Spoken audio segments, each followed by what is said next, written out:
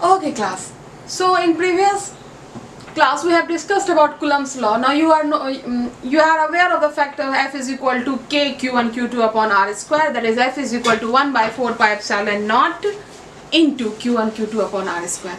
Since as we all know that force is a vector quantity, so it will have magnitude as well as direction. In magnitude we have already discussed that F is equal to what it will be. Now it is time to decide the direction of the force, that is the direction of the Coulomb's force, and it will be done. It will be done with the help of vector diagram. Now see what we are going to do. Coulomb's law. So today's topic is Coulomb's law in vector form. Coulomb's law in vector form. What will be the direction of force, electrostatic force acting between two charged objects? What will be the direction of electrostatic force acting between two charged objects? For doing this thing, we will first of all take a Cartesian coordinate system. क्या करना है? तो एक system को लेना है, Cartesian coordinate system को, यानी कि x, y, z. तीन एक्सिस ले लिया हमने.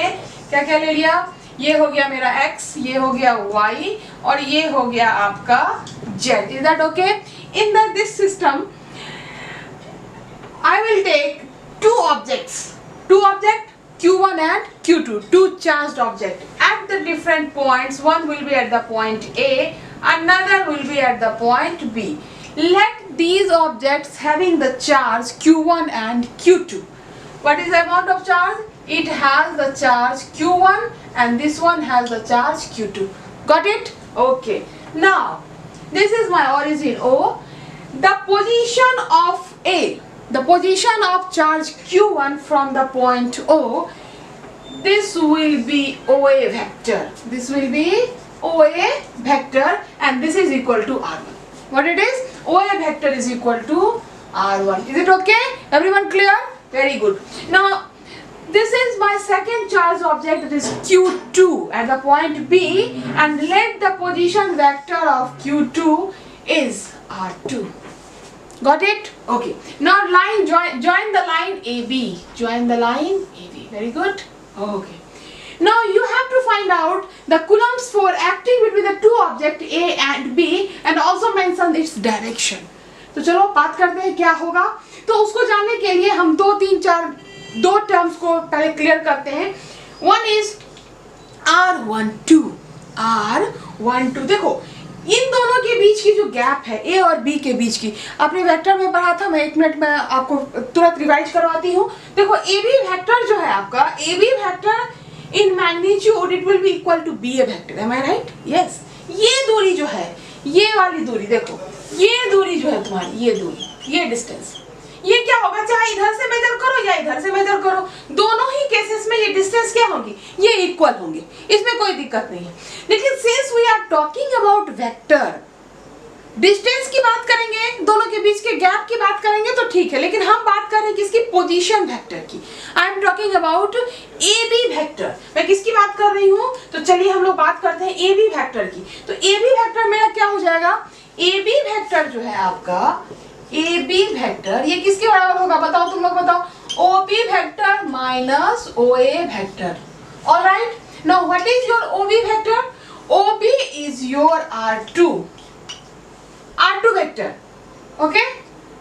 And what is your OA vector? OA is your R1 vector. Clear? So AB vector is equal to R2 minus R1. इसको हम नाम दे देते हैं R12. क्या नाम दे दिया? R12. याद रखना.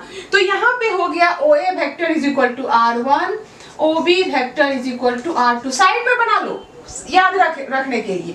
अब हमने ले लिया AB वेक्टर, कितने के बराबर आ गया मेरा? ये आ गया मेरा R12 वेक्टर के. ठीक है.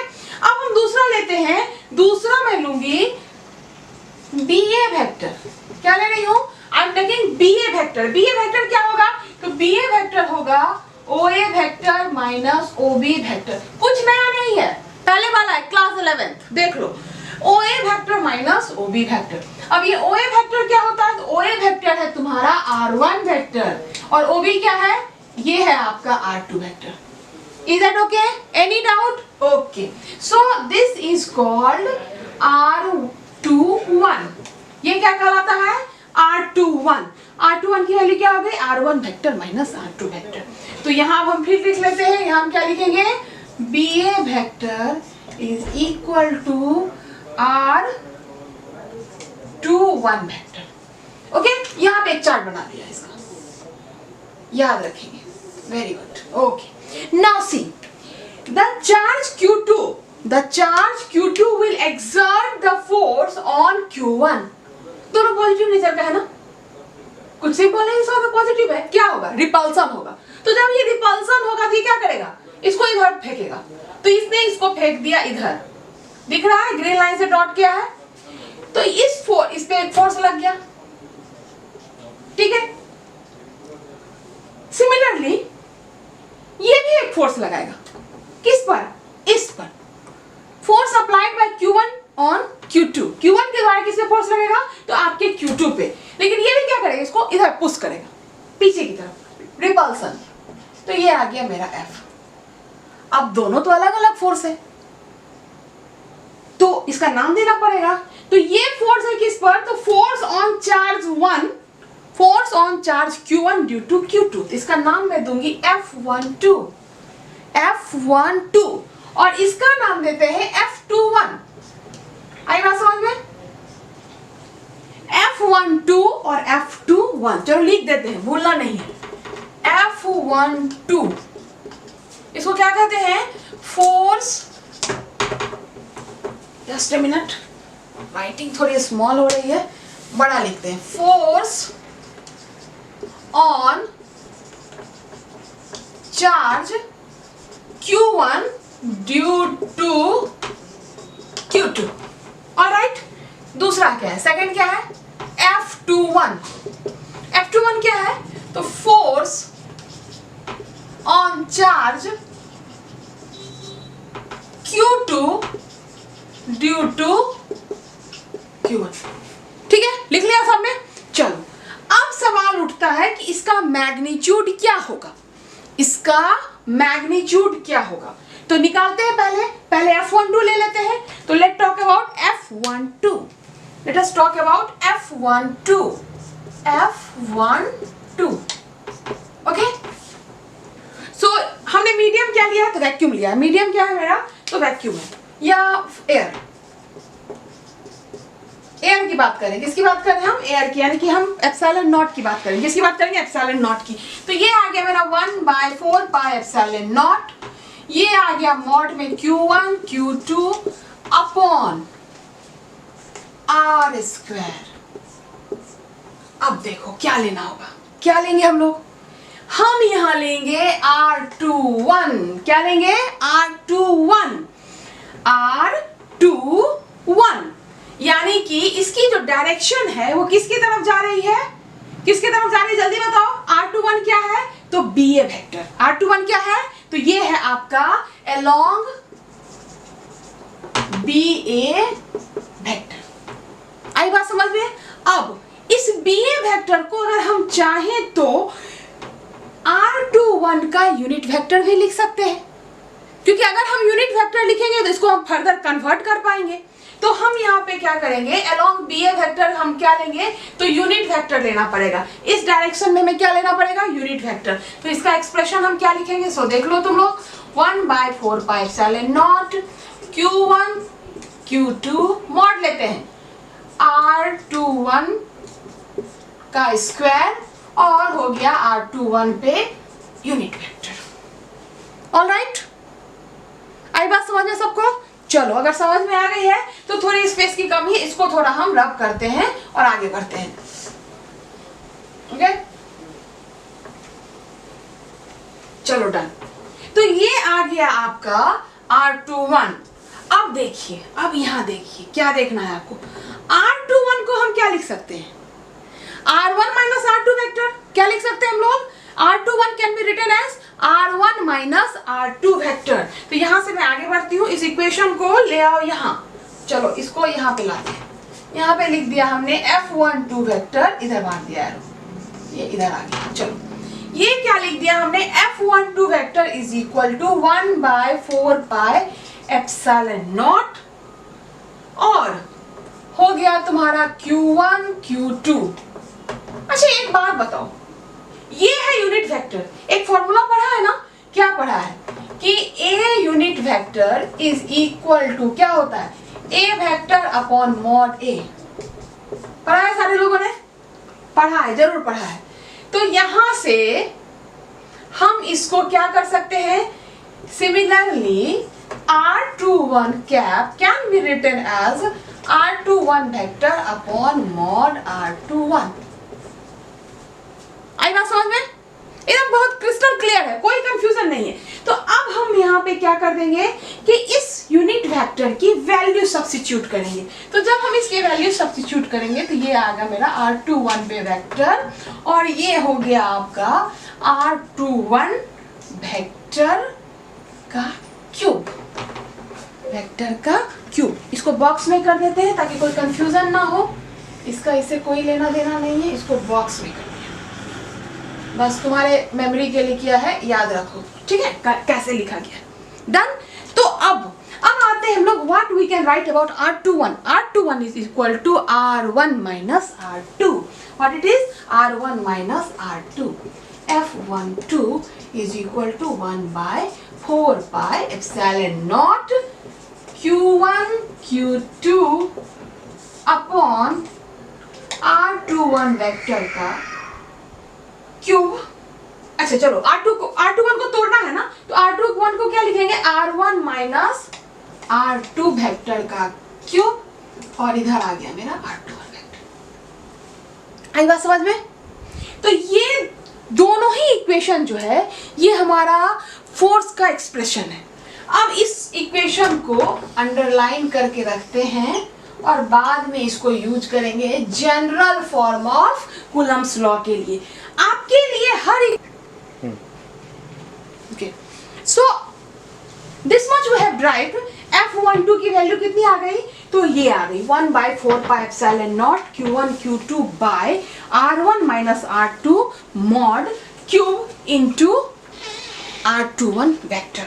बहुत इंपॉर्टेंट है ये रिलेशन, इसको कुछ नाम दे दो, क्या नाम देना है, तो चलो इसको नाम देते हैं हम लोग A, इक्वेशन A। ठीक है बच्चों, नेक्स्ट अब बढ़ो तुम लोग, क्या निकालना है, F12 निकल गया, अब हम क्या निकालेंगे, F21। क्या निकालेंगे, F21।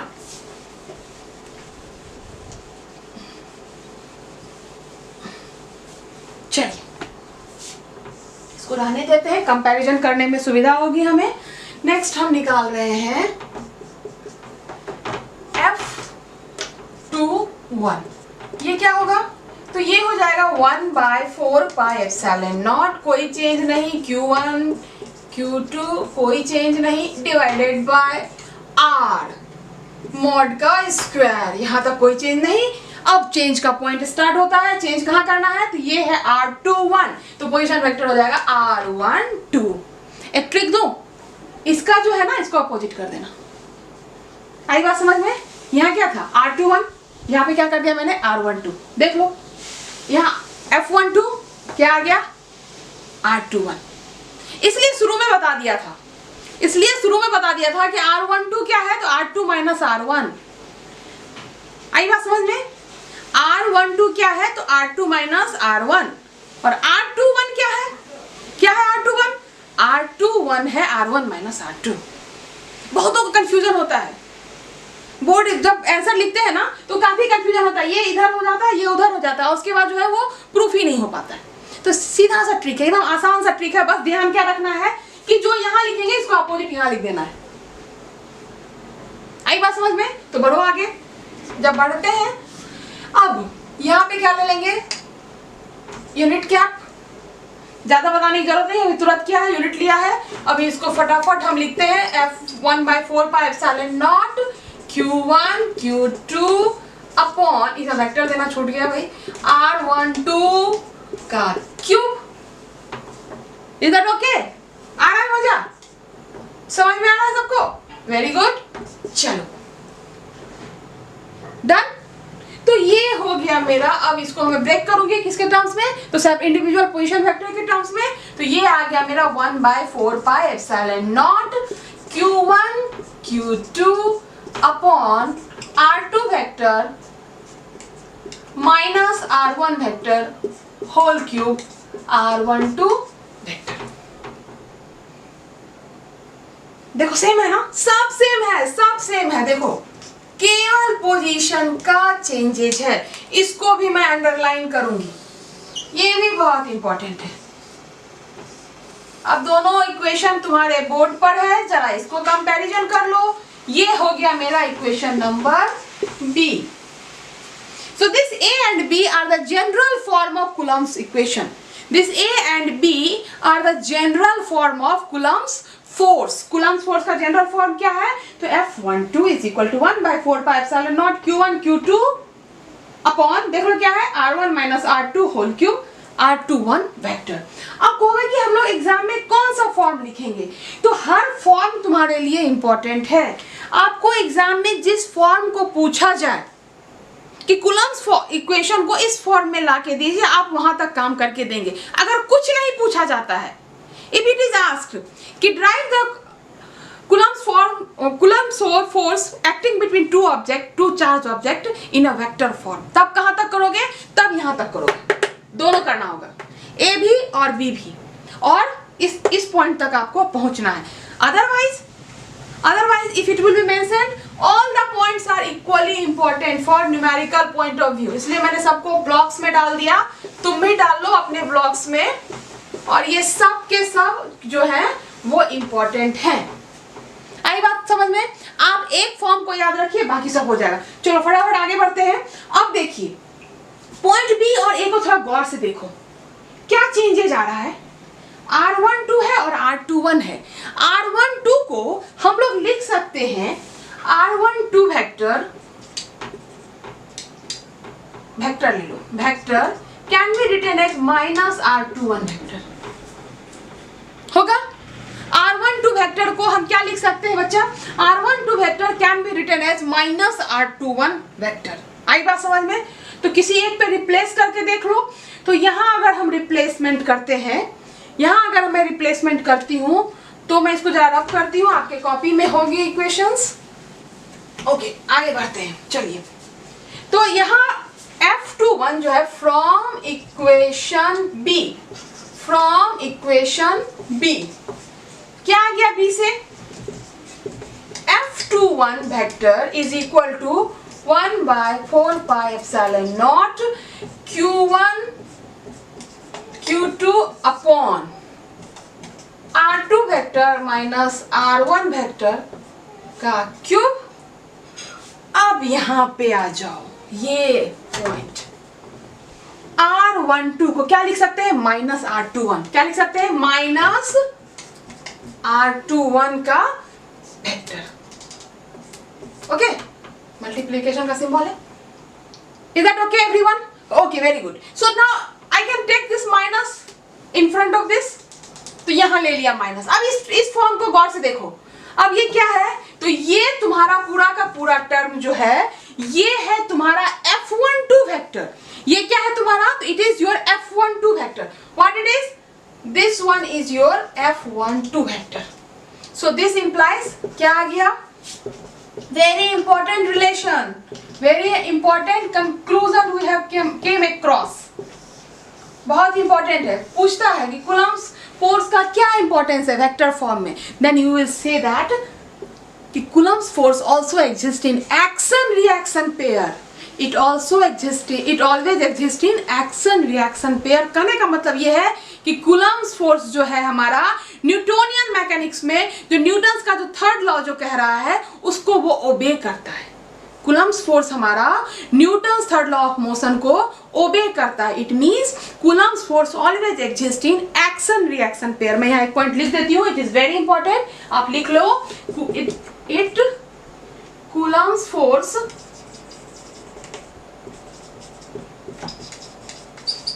exist in action reaction pair, or you can say that obeys the Newton's law. क्या कह सकते हैं? It